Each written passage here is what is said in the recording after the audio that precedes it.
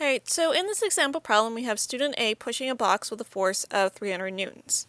So I've labeled that down here because the student is pushing with 300 newtons at 30 degrees below the positive x-axis. So this is our positive x-axis, and we've done 30 degrees below, and I've labeled it force A at 300 newtons over a distance of 10 meters along a horizontal surface.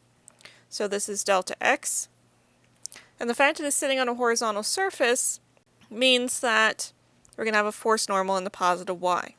And the most of the box is opposed by a frictional force of 50 newtons. So I have a frictional force over here of 50 newtons going in the negative x direction. And though it doesn't specify in this problem, there is technically mass of the box, so there is a force due to gravity. And we want to know what the work done on the box is. Alright, so we're displacing the box in the x direction, which tells us that we need to find the net force in the x direction. As remember, displacement and force have to be parallel in order for work to be done. So since the displacement is in the x, we want to find the force that's parallel to that, which is also in the x direction. Alright, so we have two forces in the x direction. We have the x component of force A. So force A has two components, an x and a y. So we have force A in the x direction.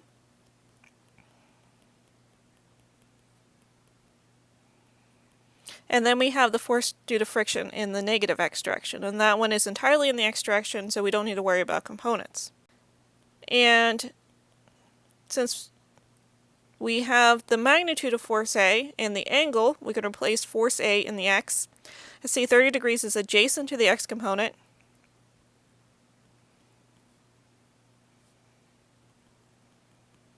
So we can use the magnitude or the hypotenuse of the triangle times the cosine of the angle provided.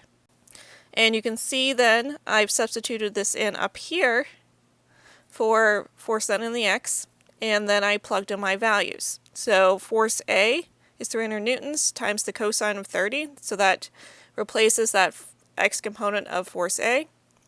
And then we start subtracting off force of friction, so 50 newtons for the force due to friction. Now notice here that I put parentheses, and I just emphasize this.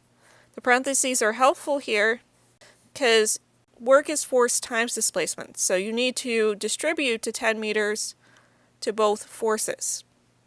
Or you can just subtract first and then multiply by 10. But the point is you need to make sure that you're multiplying a force times the displacement.